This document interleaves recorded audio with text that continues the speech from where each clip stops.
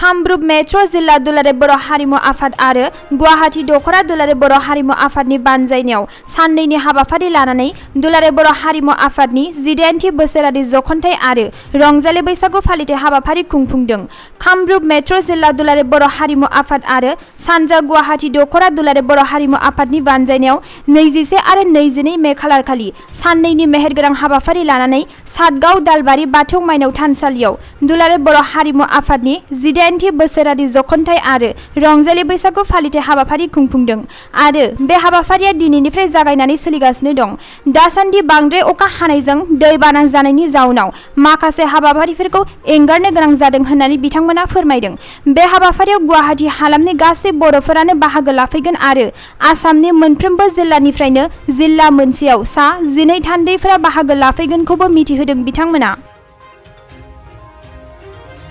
दिनै कामरुप मेट्र' जिल्ला दुलाराय बर' हारिमु आफादनि बानजायनायाव दुलाराय बर' हारिमु आफाद मिरुनि 18थि बोसोरारि जि जुथुमा बे जुथुमाखौ गुवाहाटी दलबारि गामिनि बे सानजा गुवाहाटी आनसलिक दुलाराय बर' हारिमु आफादनि बेन्दोङाव जों नैबे दलबारि बाथौ थानसालियाव जों दिनैनिफ्राय बे बोसोरारि जुथुमाखौ जों दिनै जागायबाय। थिग जोंहा मोनाबिलि 5 बाजिनाय लोगो लोगो जोंहा बेवहाय दिनैनि बे CWC जिरायगोन आरो बे जोबनाय लोगो लोगोनो जोंहा दिनैनि हाबाफारिया जोबगोन आरो जोंनि मेन गाबोननि जि डेलिगेट्स बे जिरायगोन जों फुंनि 8:30 रिंगायाव।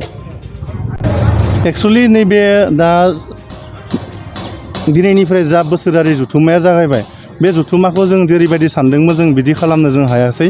मानोना जोंहा दाख्लैसो साननैसो आवगायाव जोंहा दिनैनि बे जुथुमा जानायनि बे एसे आगोलावनो बे माने इभिक्सना जालांबाय।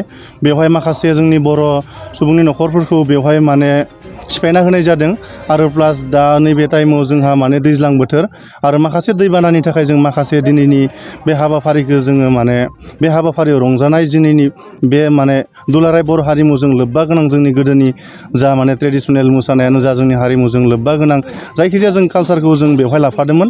नाथाय जों दैबानानि थाखाय जों माखासे जों आयदाफोरखौ जों बेवहाय जों नागारनो गोनां जादों। दा जोंनिया दिनैनि बे बोसोरसालिया जुथुमाया जोंहा दिनैनिफ्रायसो जागायदों। जोंहा मेन प्रग्रामा गाबोनसो, ओंखायनो दिनैनि बे प्रग्रामाव जोंनि बे गाबोननि बे मेन प्रग्रामाव बाहागो लाफैगोन जोंहा बे गुवाहाटीनि गासैबो हालामनिफ्राय जा गामिफोराव जोंहा बर' सुबुंफोर दं बिथांमोना बेवहाय फैना बाहागो लाफैगोन। आरो आं सानो जे मोनसे जाथिया थांनानै थानांगौब्ला जोंहा मेन जोंनि बे जातिनि गुबै सिनस्रियानो जाबाय जोंहा कालसार आरो जोंनि राव थुनलाइ बेनो। दा जों ओंखायनो जोङो जोंनि जातिखौ जोंनि हारिखौ फोथांनानै लाखिनोब्ला जों गिबि जोंनि बे बर' हारिनि हारिमुखौ जों फोथांनानै लाखिनांगोन। ओंखायनो बे बर' हारिनि हारिमुखौ फोथांना लाखिनाया अकल जोंनिल' दायथ' नङा, जोंनि बर' सुबुंफोरा उन्दै गेदेर बा बोराइ बेन्थ' आबै आबौ गासैनिबो जोंनि बर' सुबुंफोरनिनो बे माने गासैनिबो खामानि बे जोंनि बे हारिमुखौ फोथांना लाखिनाया। बेवहायथ' जोंनि आसामनि बे गासै जिल्लानिनो जोंहा बेवहाय थान्दैफोरा सा 12 गासै बेवहाय मथा मथि 200सो बेवहाय माने थान्दैफोर बाहागो लाफैगोन आरो बेवहाय।